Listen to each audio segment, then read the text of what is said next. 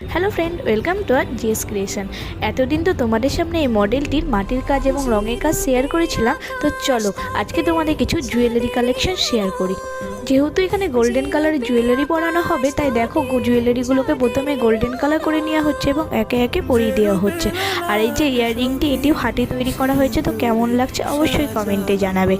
এবার কিছু এই মডেলটি সিনেমাটিক শট দেখে নাও এবং কেমন হয়েছে অবশ্যই কমেন্টে জানাবে।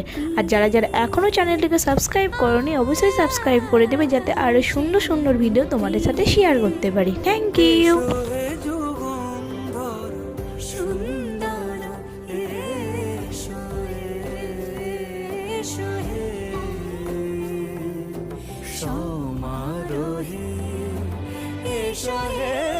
পরমতর সুন্দর এসো হে।